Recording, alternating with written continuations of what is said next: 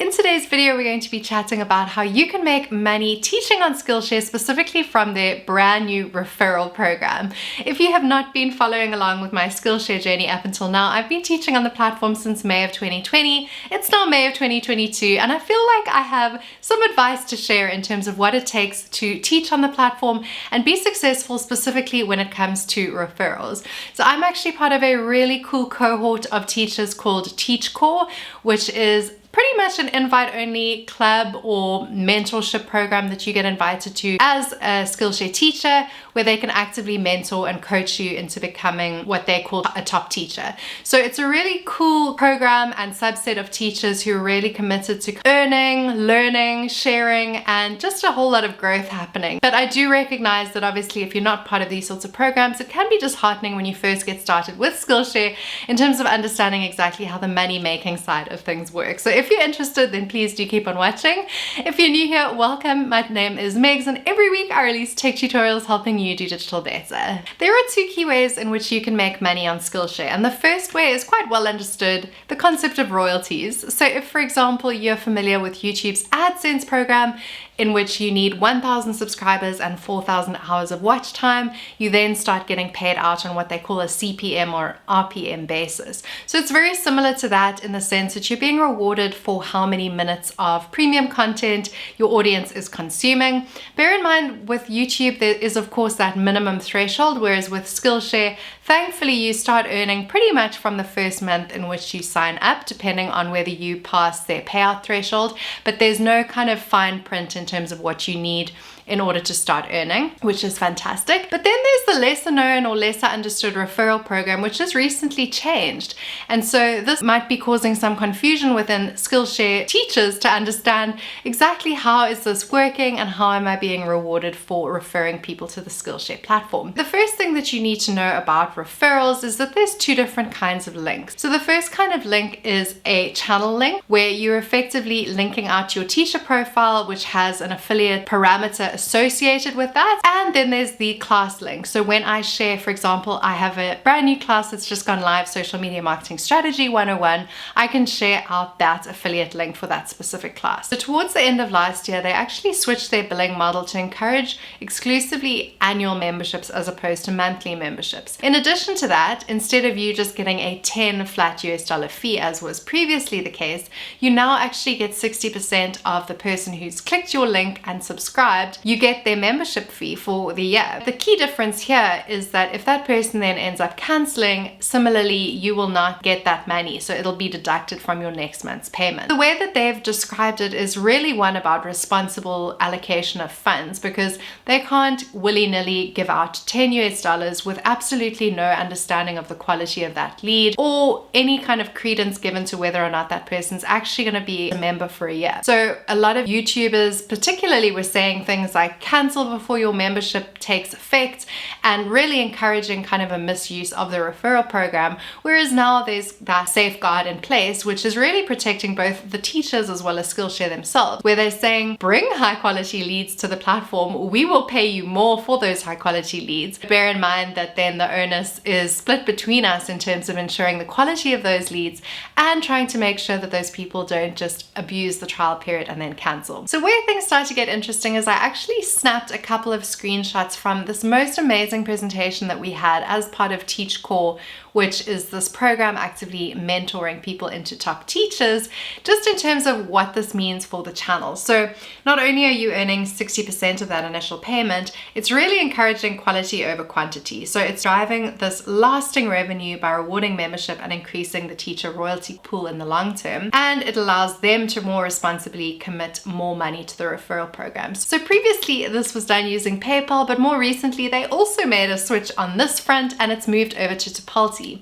It's also taxed ahead of you actually receiving the income, whereas previously it was pre-tax. So there've been a few kind of changes, but effectively it's noting the fact that if you are an instructor and you're wondering how this is going to impact you, you'll only know on June the 16th, and we have a beautiful graphic supplied by their team in terms of exactly how that looks. In addition to encouraging people to sign up with your link, they actually do get a longer trial period. So they get a 1 month free trial, which is really enticing for a student to actually sign up.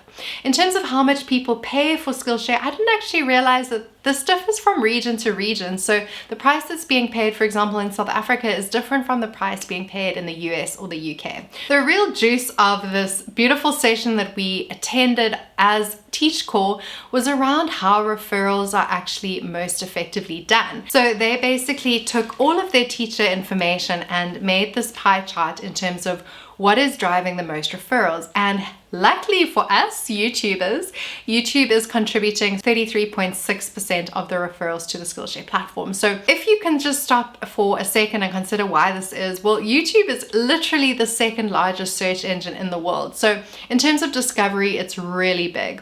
The subject matter expert also spoke a lot about Pinterest. She said although it is something that some people choose to omit, it is also a great one because both of them obviously are key platforms for discovery. The ones that I really wasn't anticipating is 9.4% is coming from teacher websites. So yes, as much as these people are independent teachers, they really have to be jacked up from a marketing standpoint. So I've got a website which I built on Wix, but to be honest, I thought that that was maybe an exception as opposed to a rule, because I figured I'm not sure exactly how much traffic actually goes there every month, and I'm not actually sure how great of a referral platform that is for me when I compare it to, for example, YouTube, which is garnering lots of views, particularly on topics like this, which are helping other prospective teachers. 4% was coming from Google, 2.2% from Instagram, and then Switchy and Linktree even less so. So definitely you're seeing teachers put their class link or their channel link into their link in bio and actively encouraging it using Instagram, but it's not the greatest of platforms for driving traffic at the best of times. So you can definitely appreciate that something like YouTube or Pinterest would actually be a whole lot of a stronger contender. So if you are trying to up the ante in terms of your referrals, I would encourage YouTube. If I can just pop a screenshot in terms of my own earnings, you can see that even with a very small channel, I only have about 4,000 subscribers. I'm driving healthy referrals each month based off of organic search traffic, which is coming from YouTube. If you're wondering how to get started on YouTube, I promise I'm not even joking. I do have a Skillshare class all about how to get cracking. So I have found it one of the most rewarding journeys. I've been on the platform for about 4 years. It is very slow to get going initially, but honestly, the craft of it is something that really excites me. So today I went and got a new lens for my camera, and it's just something that brings me so much joy to actually learn skills that are not just marketing focused, but are actually things like videography and sound and lighting and so forth. I'm so far away from being a professional, as you can probably see by my setup and my amateur camera and camera skills, but certainly it's been something that has brought me a huge amount of joy. Certainly you do need to be strategic in terms of the topics of your YouTube channel and then how that correlates to your Skillshare. So for me, I actually have quite a unique situation where my videos on YouTube that I suspect are actually driving referrals are videos like this one, which are targeted at teachers.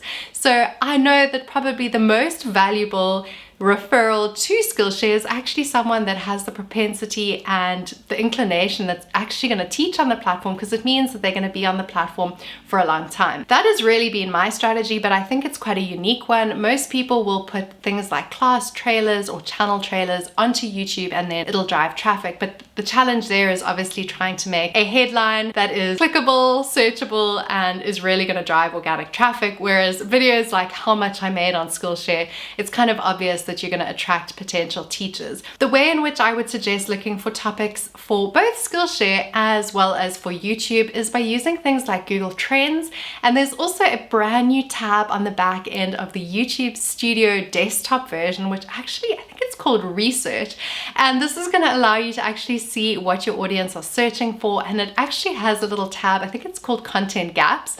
So it's really going to encourage you to make content where there's a whole lot of interest, so the demand is really exceeding supply in these instances. And I've seen, particularly with things like WhatsApp for Business, where there's less content about that on YouTube, that is where of course my videos can then rank nicely. So it's unlikely that you go after those bigger search terms as a small influencer, because you're probably going to get beaten out by bigger brands. The last one that I wanted to share, which I also found quite handy, was in terms of how you can communicate the referral link to your audience. Instead of take my class for free, cancel before paying, and instead talk about join me on Skillshare, 1 annual fee for all of my classes, plus many, many more. And I would really say, just from an honest perspective and not plugging Skillshare at all, this is really what is the draw card for me as a teacher on Skillshare. So I know, for example, that my classes, as much as they are all encompassing from a social media marketing perspective, there are other aspects to digital marketing which you may not be able to learn from me. So for example, one of my friends, Maggie Stara, has an amazing class all about digital funnels. And I'm like, absolutely, girl, like that's absolute gold, you know. And the person wasn't going to watch that from me because I have not yet produced a course that covers that material. So I hope that that makes sense. It's really going to end up having an amazing learner experience because they're able to learn from a multitude of different teachers and not just Megs Hollis from a marketing standpoint. There's so many other topics, and one day you might be interested in Procreate and the next day you might realize that actually you really want to become a YouTuber and you want to take my class on that. So I hope that really explains from a referral link standpoint how people are actually serving to make money. So they're creating websites, they are setting up YouTube channels, they are creating Pinterest accounts, and they're actively driving people to the Skillshare platform in order to check out their classes. And I didn't mention blog posts, but the guest speaker on this webinar that I attended also spoke a lot about blog posts being really good in terms of SEO juice. So it's quite an active process to actually get referrals up. As much as we want to think of Skillshare as passive income, obviously you stand to make a whole lot more if you do make it a lot more of an active thing. And certainly that is what the Teach Corps and the Top Teachers program is showing you, is the more kind of time and energy that you invest into it, the more likely it is that ultimately it could translate into a full-time profession if that is something that you want. I really hope that this video was valuable. Please let me know what you thought in the comment section below, and I can't wait to see you next time so that we can keep on doing digital better.